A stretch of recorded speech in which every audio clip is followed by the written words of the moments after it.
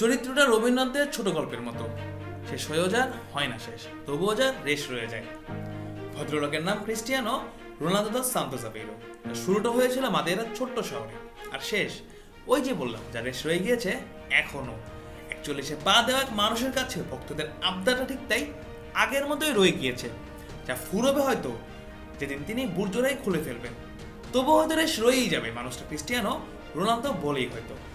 1985 সালের 5 ফেব্রুয়ারি ক্রিস্টিয়ানো যেদিন এই ধরা এসেছিলেন, তবে তার গল্পের শুরুটা আরও একটু আগে। অভাবের সংসারে মারিয়া ডলারের চান নিয়ে আরও একজন সন্তান তার ঘরে আসুক, তবে কাকতালীয় হলেও তার ডাক্তার সেদিন বলেছিলেন এই সন্তানকে রেখে দিতে। আর কষ্টের সংসারে যে সন্তানকে একসময় পৃথিবীর আলো দেখাতে চাননি মারিয়া সান্তোস, সে রোনালদোই এখন তার মার জীবনের সবচেয়ে বড় আলো। অল্প বয়সে বাবাকে হারানো ক্রিস্টিয়ানোর জীবনে তার মাই যে সব। এমনকি বাবাকে হারিয়ে মদ্যপানকেও প্রচন্ড রকমের ঘৃণা করেন তিনি। নিয়মিত রক্ত দেন বলে শরীরে আঁকেননি ট্যাটুও। তবে যে কারণে মানুষটা আজ এত পরিচিত, সেই ফুটবলার ক্রিস্টিয়ানোর গল্পই না হয় এবার শোনা যাক।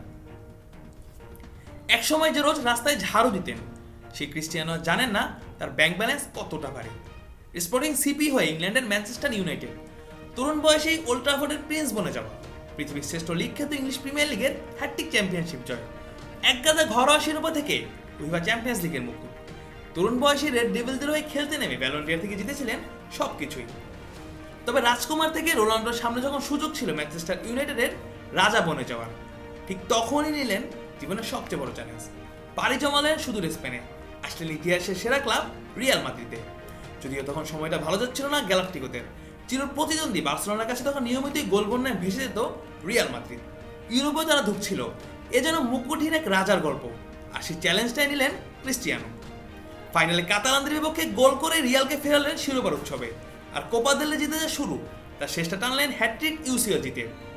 মাঝে 9 বছরে রিয়ালে যতটা জেতা যায়, যা করা যায় তার চেয়ে খানিকটা বেশিই করলেন। ইতিহাসের সেরা ক্লাবের সর্বোচ্চ গোলদাতাও বনে গেলেন তিনি। তবে সেই যে চ্যালেঞ্জ দেওয়ার পুরনো অভ্যাস, এবার ক্যারিয়ারের সেরা সময় সারলেন রিয়াল মাদ্রিদ, পাড়ি জমালেন ইটালির জুভেন্টাসে, আর তুরিন হয়ে ফিরলেন পুরনোরা ম্যানচেস্টার ইউনাইটেড। এরপর রোনালদো এখন খেলছেন সৌদি ক্লাব আল নাসেরে। তবে জেতার নেশা ক্রিস্টিয়ানোর যেন কমেনি এতটুকু। এই তো গত বছরই দেশের হয়ে জিতেছিলেন ন্যাশনস লিগের শিরোপা, যে পর্তুগাল ক্রিস্টিয়ানোর জাতীয় দলের অভিষেকের আগে কখনো ফাইনালও খেলতে পারেনি। সেই দেশটি রোনাল্ডোর জাতীয় দলের অভিষেকের পর প্রথমবারই উঠেছিল ইউরো চ্যাম্পিয়নশিপের ফাইনালে। পরবর্তীতে 2016 সালে প্রথমবারের মতো দেশকে ইউরোপের সেরা বানিয়েছিলেন। এরপর দেশের জার্সিতে জিতেছেন আরও 2টি ন্যাশনস লিগ। প্রথম ফুটবলার হিসেবে রোনালদো এখন ছুটছেন অফিসিয়ালি 1000 গোলের দিকে। খুব নিকটেও পৌঁছে গেছেন তিনি। বয়সটা 41 হয়ে গেল, যেটা সেই তীব্রতা যেন কমেনি এতটুকু। তবে ওই যে চরিত্রটা রবীন্দ্রনাথের ছোট গল্পের মতো, তা শেষ হয়েও হয় না শেষ।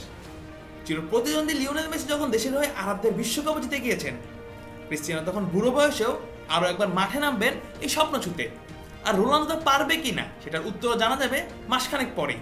তবে সামাজিক যোগাযোগ মাধ্যমে সবচেয়ে বেশি ফলোয়ার যে ভদ্রলোকের, যার নিন্দুকের চেয়েও ভক্তের সংখ্যাটাই খানিকটা বেশি, যিনি শিখিয়েছেন হার মানা যাবে না।